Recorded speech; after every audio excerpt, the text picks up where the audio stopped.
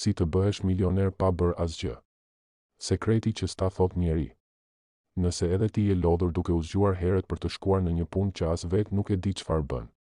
Nëse çdo muaj mezi i pret të vijë data 5 që të zhduken lekët e pagës më 6, nëse e sheh suksesin si një film që luhet për të tjerët, atëherë kjo video është për ty, sepse sot do të mësoj si të bëhesh milioner pa bërë asgjë. Mirë, ndoshta pak gjëra, por asgjë që të djersisë. Hapi 1. Zgjohu kur të doj qefi. Mos të ta prish ditën një orë me zile. Milionerët e vërtet nuk i zgjon ora, i zgjon ideja. Edhe nëse s'ke asnjë ide, rëndësi ka të jesh i çlodhur. Hapi 2. Bërje planin e madh. Merr një fletore të pastër dhe shkruaj në faqe të parë, plani i milionave. S'ka rëndësi çfarë do shkruash brenda. Mjafton të kesh një fletore që duket si sekrete të mëdha. Kur dikush të pyes, thuaj, ajo është puna ime personale. Hapi 3. Follo shumë, bërje pak, dil në balkon, bëj një foto me filxhan kafeje në dorë dhe shkruaj poshtë, ndërsa të tjerët flenë, unë ndërtoj të ardhmen. Edhe nëse kafeja është pa sheqer dhe po mendon si do paguash faturën e ujit. Hapi 4.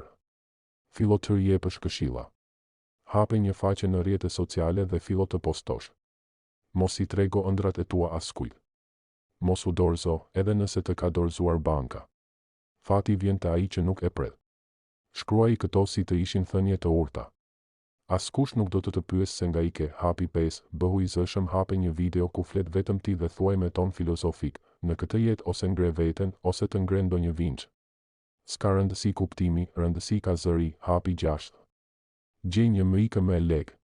Kërkon ndonjë mik, shok ose kushëri që ka disa para anash, thuaj, kam një ide që do na bëj të pasur. Edhe nëse se di vetë se çfarë ideje është, thuaje me bindje. Po fole me besim, tjetri s'do të dyshoj, do dyshoj të vetja pse se kupton. Konkluzioni, me zë të fuqishëm. Në këtë vend ose bëhesh milioner ose bëhesh motivues për të tjerët që duan të bëhen milioner.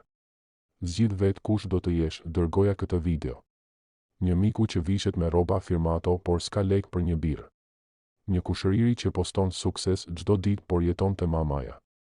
Apo atij shokut që thotë do bëj lek por se gjen ku ka lënë çelsat. Sepse ndoshta ata e kanë nevojë më shumë se ti, dhe mos harro në këtë jetë rëndësi s'ka të jesh i pasur. Rëndësi ka të dukesh i tillë në rrjetet sociale.